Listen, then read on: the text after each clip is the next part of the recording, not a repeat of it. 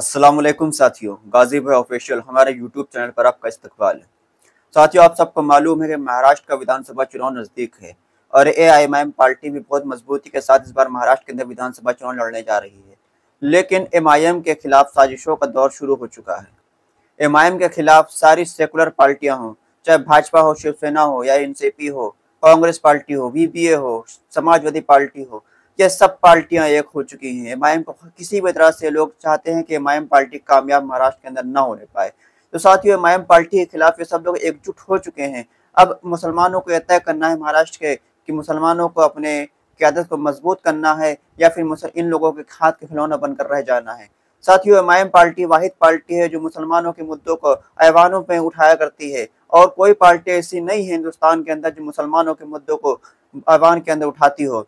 क्या आप जानते हैं, असदुद्दीन ओवैसी साहब के अलावा महाराष्ट्र हो या पूरे उत्तर प्रदेश हो, वहाँ के मुसलमानों के मुद्दे हों, पूरे हिंदुस्तान के अंदर असदुद्दीन ओवैसी के अलावा कौन सा ऐसे सांसद है जो संसद के अंदर तुम्हारे मुद्दों को बेबाकी के साथ उठाता हो?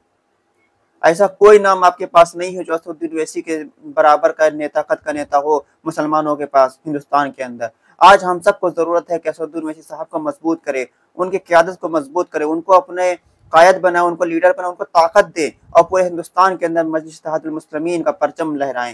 हिंदुस्तान के अंदर मजलिस के पास आज 3 राज्यों में विधायक है, असदुद्दीन ओवैसी साहब सांसद हैं। हमको चाहिए कि पूरे हिंदुस्तान के हर राज्य में एक सांसद, कम से कम एक सांसद हर राज्य के अंदर एमआईएम पार्टी का हो, कम से कम हर राज्य के अंदर 5 से 10 विधायक एमआईएम पार्टी के हो। तब जाकर आपकी क़यादत मजबूत होगी, तब जाकर आपके मसाइल हल किए जाएंगे, तब जाकर आपके मुद्दों पर बेबाकी के साथ हक लिया जाएगा।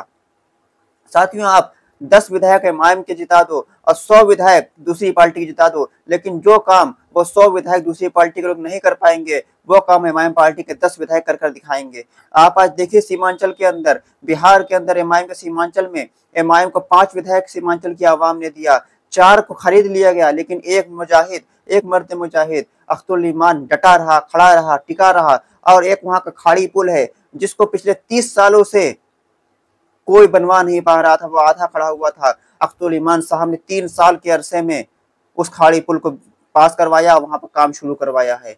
वह मजलिस की क़यादत है। ये मजलिस ही वो क़यादत है जो आपको इंसाफ दिला सकती है, आपके हक हुकूक के लिए बात कर सकती है। महाराष्ट्र के अंदर इतने सालों के बाद, तकरीबन 20-25 सालों के बाद एक मुसलमान सांसद जीत कर आया। वो किस पार्टी से जीत के आया? वो मजलिस इत्तेहादुल मुस्लिमीन से जीत कर आया।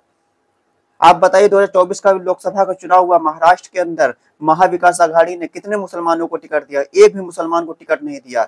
एमएलसी की सीटें थी, एमएलसी की सीट में 2 मुसलमान हुआ करते थे, लेकिन उन दोनों का टर्म पूरा हुआ, वहां पर भी कोई मुसलमान को टिकट नहीं दिया गया। अब एमएलसी की सीट में भी मुसलमान 0 हो गए हैं। वहां पर मुसलमानों की नुमाइंदगी को कम किया जा रहा है।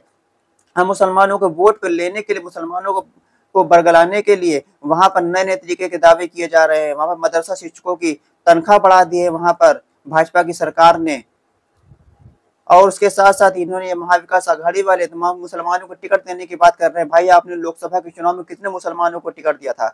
एमएलसी में किसी मुसलमान को क्यों नहीं आपने भेजा? इस बात का जवाब कौन देगा? जब एमआईएम पार्टी आप महाराष्ट्र के अंदर देख रहे हैं कि मुसलमानों की पहली पसंद बनती दिख रही है, तो एमआईएम पार्टी को कमजोर करने के लिए आप सब एक हो चुके हों।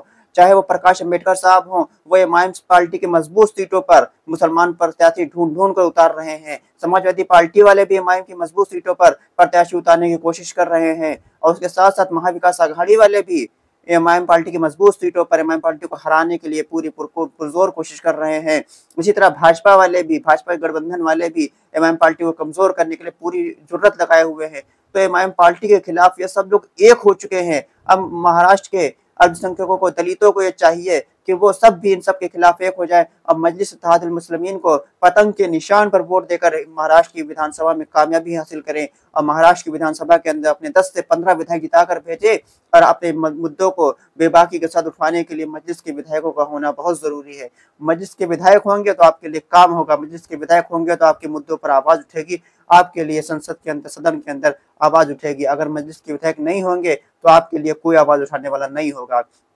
तो साथियों, आप सबसे गुजारिश है कि आप महाराष्ट्र के किसी भी कोने में रहते हो, अगर आपके इलाके में मजलिस का प्रत्याशी हो, इमाम का प्रत्याशी हो, तो आप उसी को वोट दीजिए, किसी और को वोट मत दीजिए। अगर वहां पर मजलिस का प्रत्याशी ना हो तो आपको जो प्रत्याशी अच्छा लगे आप उसको वोट दे देना, लेकिन जहां पर मजलिस का प्रत्याशी हो आप वहां पर मजलिस के प्रत्याशी को ही वोट दीजिएगा, तभी आपके मसाइल को हल किया जा सकता है। साथियों, अगर हमारा वीडियो अच्छा लगा तो वीडियो को आप शेयर कर सकते हैं, वीडियो को लाइक करें, कमेंट करें और हमारे चैनल को सब्सक्राइब कर लें। खुदा हाफिज।